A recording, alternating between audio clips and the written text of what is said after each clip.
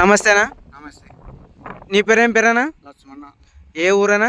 జుల్లకల్, గూడూరు మండలం, గూడూరు మండలం, కర్నూలు జిల్లా. కర్నూలు జిల్లా. ఎన్ని ఎకరాలు పత్తి పెట్టినారనా? 4.5. 4.5 పత్తి పెట్టినారు.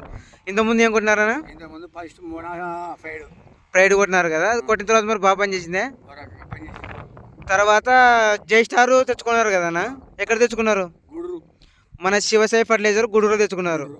సరేనా? ఎన్ని ఎకరాలు తెచ్చుకున్నారు ఇది? 4.5. ఇది కొట్టక ముందు ఏమేమి ఉండేది? కొట్టక ముందు చీడాది ఉండే, పొయ్యి లేకుండా.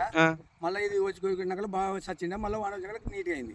మొత్తం ఇది జై స్టార్ కొట్టిన జీడ పేను నీటి పోయింది అంతా. నీట్గా పోయింది. కొట్టిన తర్వాత ఎట్లా చూపెట్టావు సరే? నీట్గా ఉంది. నీటిని కొట్టినాక పేను కానీ దోమ కానీ జీడ కానీ ఉంది. ఇంకా అది ఎక్కడో తాను ఉంటుంది ఒక చెట్టు. అది ఇది కొట్టిన తర్వాత అయితే నీటి పోయింది కదా నీట్గా ఉంది మొత్తం. మంది అయితే పాపం చేసింది. 4 తీసుకున్నామంటే 3 తీసుకోండి. అవునులే. అయితే 4 ఎకరాలకి తీసుకున్న డోసు 3 ఎకరాలకు కొట్టినారు. 4 ఎకరాలు కొట్టినా. 4 ఎకరాలు కొట్టినారు. డబ్బులు అవునులే. ఇచ్చిన. అవునులే.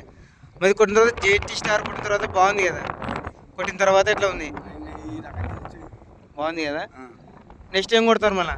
నెక్స్ట్ మళ్ళీ ఇప్పుడు తర్వాత ఇది మళ్ళీ ఇది కొట్టాం కదా. అవును. ఇది కొట్టిన తర్వాత మనం 2-3 నెలలకి ఎట్ట వస్తుందో షేర్ మార్పి తెస్తా.